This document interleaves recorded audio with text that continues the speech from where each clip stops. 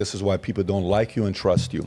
This is why America doesn't trust the establishment. And the one thing I want Am I going to be the harbinger of the establishment in this conversation? No, you're part of it, because the American people, okay, people who followed the guidelines, not the people that didn't follow the guidelines, the people that took the COVID vaccine, the people that followed the non-essential, the people that didn't go to work, the people that kept their kids from going to school, and they said, the experts are telling me this. Yeah. You dramatically changed my life, and now you're saying, what difference does it make? No, I didn't. Patrick Bet David brought on this woke idiot Anthony Weiner, who just said so many things that Patrick Bet David destroyed him on, but PBD tore him to absolute shreds in this particular clip that many people are not talking about. And let's get into this clip here where Patrick Bet David absolutely annihilates this woke idiot Anthony Weiner for many different things. I mean, the guy is just a disgusting person, but in this particular clip right here, Patrick Bet David goes absolutely nuclear on this guy, Anthony Weiner, here live on the PBD Podcast and the Valuetainment YouTube channel. Let's check it out. Of course, a lot of people tune into your program to find out about other things in the news and get a perspective on it to draw conclusions because they trust you. Isn't that true? Right. So I have sources that I trust. This is not such a novel idea. But I would read the other side's book. You would read every book on both sides of every what? Really? If it's one of the biggest crises we experience over a 3-year period, yes. If I have to anyone read within the sound of my voice can read what bullshit that guy is spewing. But I'm not going to have you want to argue about COVID. By the way, you're making the DeSantis mistake now. Any guy, say that What's again. The any DeSantis guy. mistake? The DeSantis mistake is it's the Churchill effect, of believing that what was a giant issue 2 years ago that animates people is still a giant issue that animates them today. That's the problem with the establishment. What, you think DeSantis is still making that an issue? No, I think DeSantis is running a campaign based on things that are no longer that salient. Well, that's for the his reason base. that he's relevant. That's kind of like the whole reason that he's on the forefront of the campaign. Well, excuse me, how do you define forefront? He's getting crushed. He's in second place right now. He's trailing by 40 points. Yeah, you're right, but the reason that DeSantis is known first of all, I'm changing the subject, COVID. but I'm also explaining the phenomenon that he experienced at Rudy Giuliani, the Winston Churchill phase, that you can be amazingly good in your mind and for your voters' mind in a certain issue, but once that issue recedes, the salience of that and the importance of that issue recedes as well. That's the mistake that DeSantis is making. And by the way, with all due respect, I disagree. I think the things that DeSantis was running on and it is, still campaigning on, I think there's still prominent issues, and I'd be curious to see what you guys think in the comments. I think there's still very prominent issues. I think the problem with DeSantis has nothing to do with the issues that he's running on. And Patrick Bet David's about to absolutely nuke this guy right here, but I don't think it has anything to do with the issues that he's running on. I mean, people absolutely love him in Florida. He's fixed a lot of things in Florida. One of the things that DeSantis has really, really bared down on has been the voter fraud issue, the voting integrity issue. In this past election, as soon as Florida's polls closed, we knew within an hour who won Florida, who won each district, and not just the president. I was talking about down ballots as well. And then we have states like Arizona, California, and a lot of West Coast states that it took weeks to know who won the presidency vote. And luckily, we already knew who won the Electoral College, so it didn't really matter.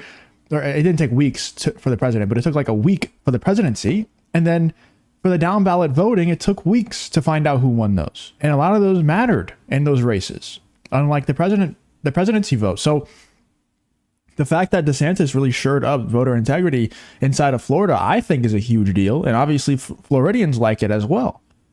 So I don't think it has anything to do with DeSantis and the problems that he cares about not mattering. I think it has something to do with the fact that DeSantis just doesn't have the charisma. He doesn't have the charm. He doesn't have the authenticity factor that Donald Trump has. And you need that nowadays. A lot of people hate on Vivek Ramaswamy now. It's crazy how he's kind of just disappeared ever since he said this stuff about, Americans being lazy and all this stuff, which I disagree with. I disagree with his entire take on that whole situation. But you got to give it to him. He does have that charm. He does feel like he's coming off as authentic, whether or not he is. He's either a great actor or he is being authentic. And, JD Vance as well. He's pretty good.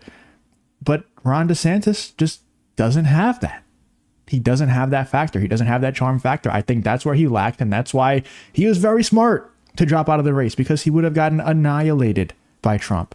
annihilated. It wouldn't have even been close. That's what people look for the most when it comes to politics in 2025, is that authenticity, is that charm. And DeSantis does not have that.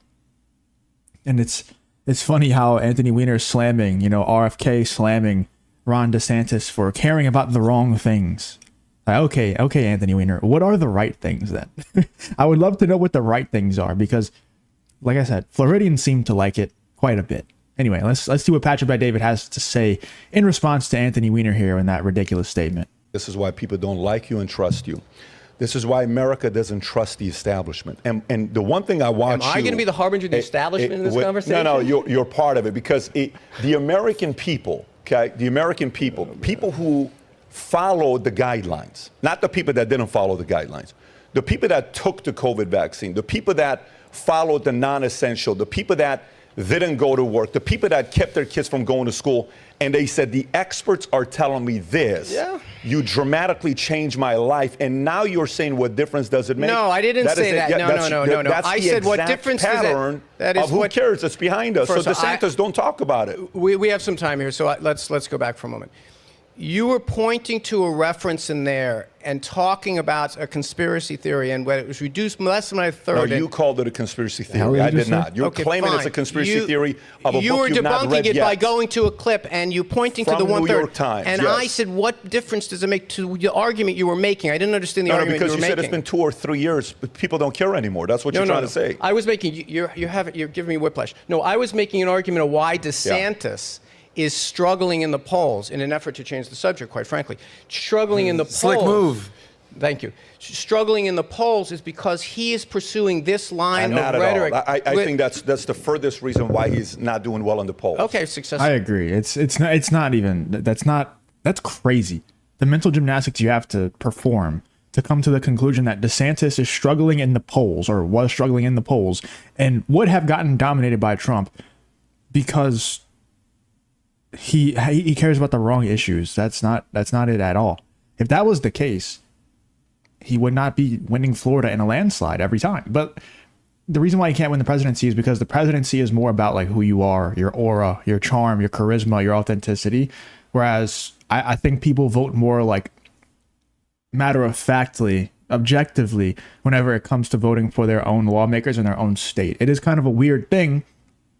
And it's interesting, actually, if you think about it that way, because people do vote for presidents differently than they vote for people who run their own state. Like if you look for people who are running your state or your parish, county, whatever, your city, you really just vote like, okay, what are the issues that they care about? What are their policies? I'm going to vote for the person who I align with the most.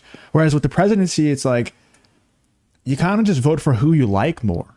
And I know everybody in the comments is going to be like, well, not me. I vote for who's just, I objectively vote for president. No, you don't. You voted for Donald Trump and you want Donald Trump to win because you like him the most, not because of his policies, right? And look, his policies might also align with what you want done. But I'm saying, so did Ron DeSantis. He also had policies that align with what you want done. But you would have voted for Trump over DeSantis because you like him more. That's why he won in a landslide, because Kamala Harris is not likable. And that's how we know that some nefarious things went on in 2020, because Joe Biden is not likable or dislikable. He's barely here. He doesn't have a personality because he's not capable of having one at this stage of his mental development. He's not capable of having one to like or dislike. He's just kind of existing. That's why we know something nefarious went on in 2020. So we change the subject. All right, why do you think? Why he's not succeeding in the polls? Yeah, I mean, I heard your theory last week. Let me put it to you this way: when Rob said, Anthony Weiner, for example, on the show here, Saturday we'll have Chris Cuomo here, okay, on the podcast. He's flying in just to do the podcast, and he flies back. Me too. We've had tonight will be Dave Smith. Tomorrow's Ice Cube. We've interviewed people from left, right, center, everybody. What are some examples of left? Kyle Kulinski, Sam Cedar. David Pakman, Andrew Yang. Cenk is coming back. Andrew Yang, David I can give you a bunch of names. Who's David Pakman? You should look him up. You should start doing a little research. I don't think you read enough. I should. But the part How do you not know who David Pakman is? As someone who's like connected to this media space, he's one of the biggest, if not the biggest, left-wing channel. That's, I mean, I don't know, man. Whatever. It's funny how he is just trying to change the subject over and over again because he knows he's getting absolutely cooked by Patrick Bet David. Let me know in the comments what you guys think about PBD absolutely annihilating this woke idiot Anthony Weiner here for going after RFK, going after DeSantis, going after many different people on the right wing. He's just an establishment shill, man. That's all Anthony Weiner is. Let me know in the comments what you guys think about Patrick Bet David destroying this woke idiot Anthony Weiner here live on the PBD podcast and the Valuetainment YouTube channel.